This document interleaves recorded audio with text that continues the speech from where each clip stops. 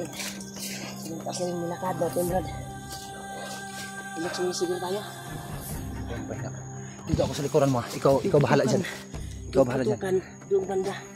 Pinusundan natin yan. Dito sa pinagtataluan natin.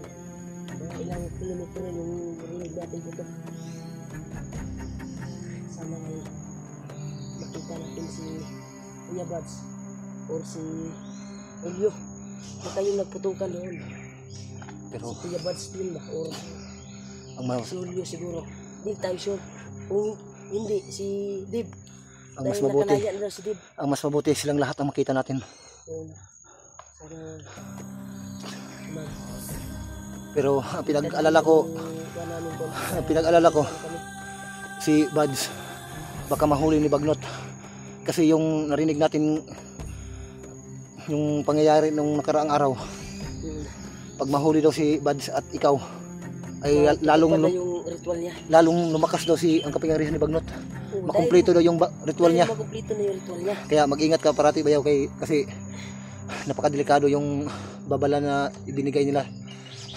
Buti na lang nalaman natin kaagad. Brad, nakakuha tayo ng impormasyon. Parang may kampo siguro dyan, Brad.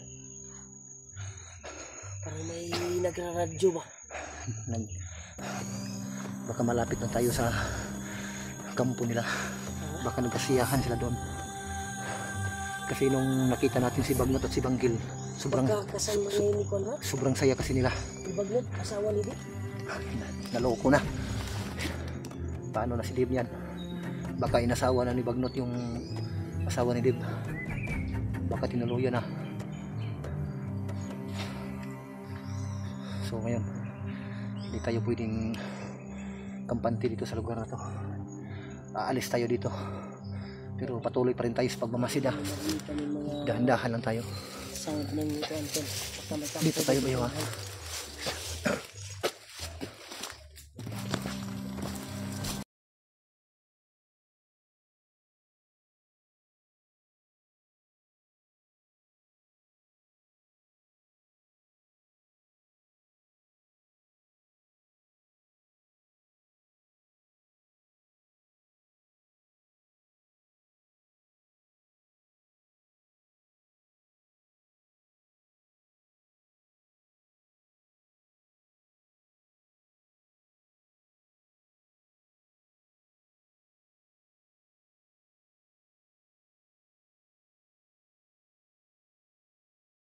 May mga bakas na bagong apa ko. Di kaya sila Kuya Buds o si Dib yung nakadaan dito.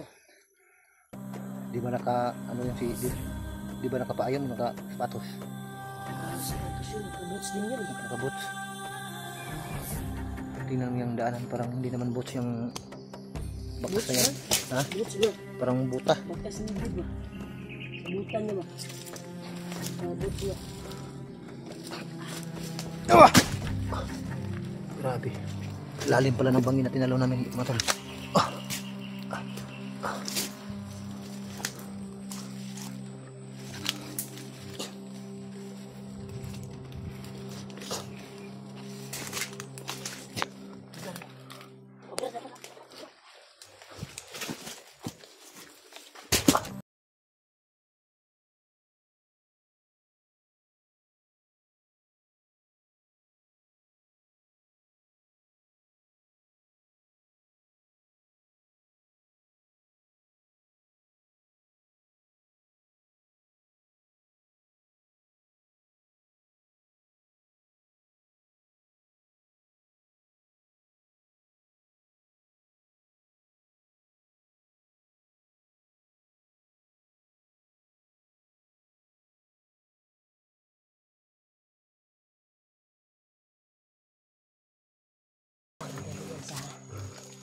Dahan-dahan lang ha.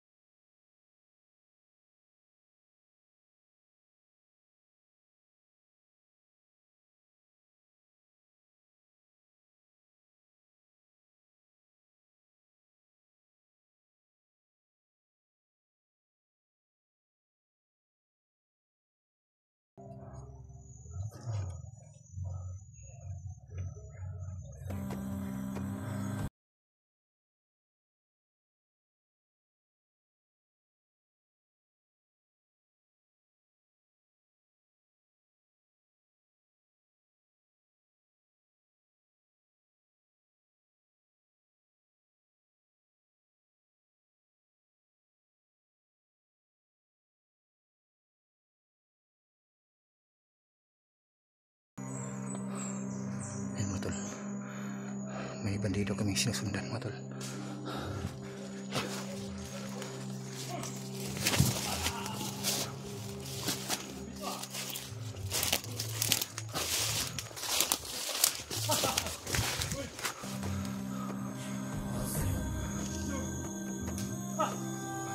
Damit niya ni Bads. Damit niya ni Bayaw.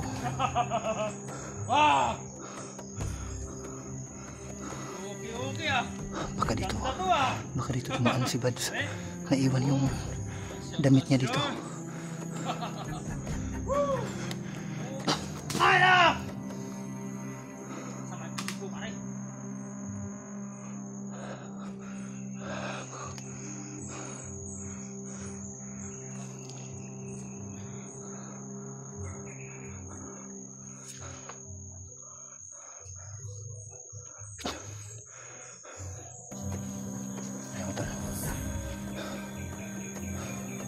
Yung bandito yung sinusundan namin mga tol.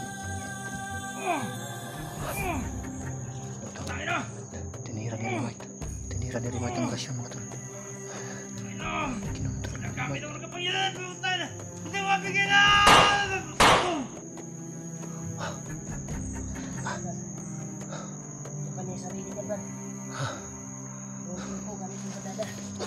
Grabe yung ginawa ni Remite mga tol.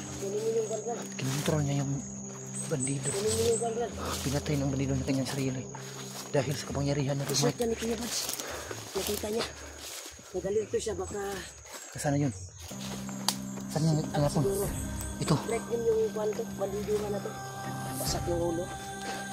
Kaya yan. Ito ba yun? Ay, dito. Dala mo yung kwanto Kuya Bads. Nandito na yung damit ni Kuya Bads. Bads dami.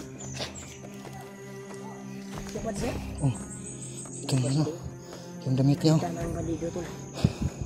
Baka dito dumaan si... May nagbabasa sa mga. Baka dito dumaan si Bads. Baka. May daan dito na maliit. Sundan natin. Baka dito dumaan. Ito yung utak ng bandahan natin. Utak ng bandido. Yung dasi. Gamit yung bandahan. Ano ito ka baga? Kamera magnay sa basa-basa kong rad. Nakadungog-tungog ito ba? Ready alerto sila.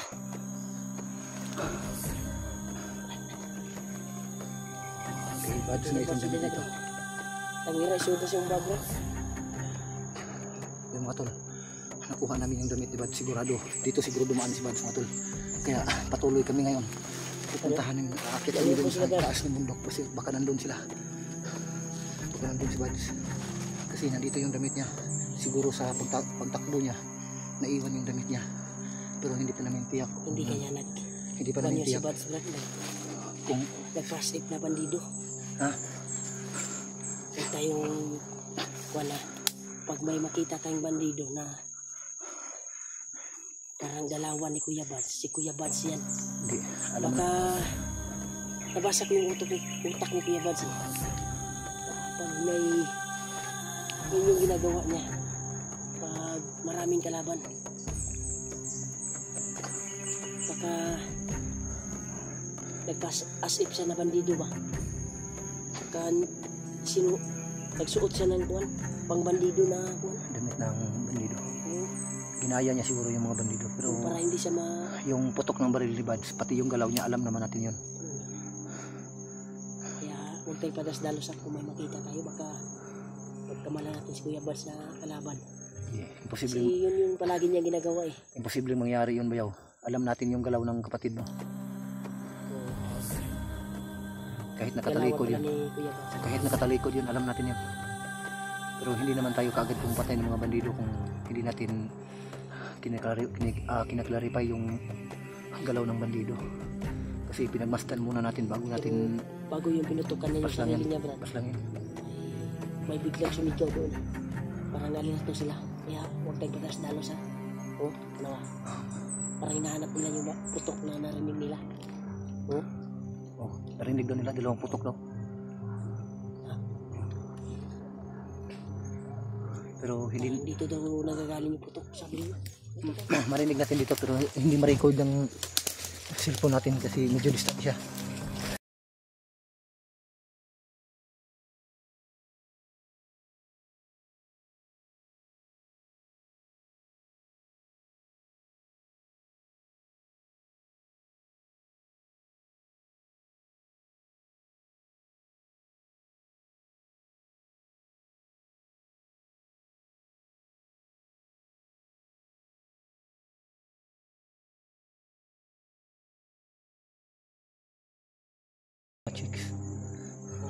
baka dumating na.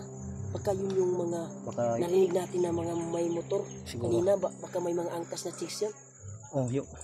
Yun na yun. Baka yun, yung narinig natin kanina mga motor, yung tinig ng motor. Kasi kadalasan kung makarinig tayo ng mga tinig ng motor ay nagdi-deploy sila ng mga Nakita ko yung tauhan nila, mga bandido. Karagdagan ng lakas nila dito sa kagubatan. Nakita ko yung video ni AJ. Papasok din dito, nahagip niya si Commander Bangkel. Hindi So, kaya si AJ yung hinabol kanina. Ibig sabihin, Grabing putukan ba? si EJ malapit lang dito sa atin, nandito rin sa area. Nakapasok na siya dito sa area. Sana makita din natin ra dahil awang-awa din ako sa kalagayan ni AJ ngayon. Nag-iisa lang siya. Hintayin mo ako dito ha.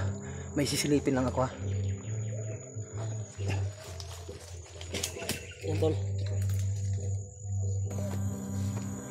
So, sisilipin si Jiwa.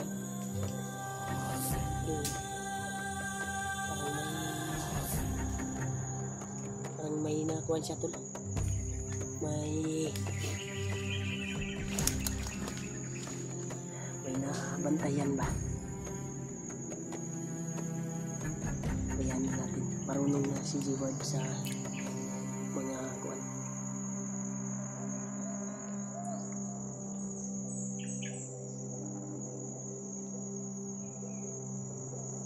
Brad, saya mau silip dia Brad. Ay, dia masih makita ka dia. Dili.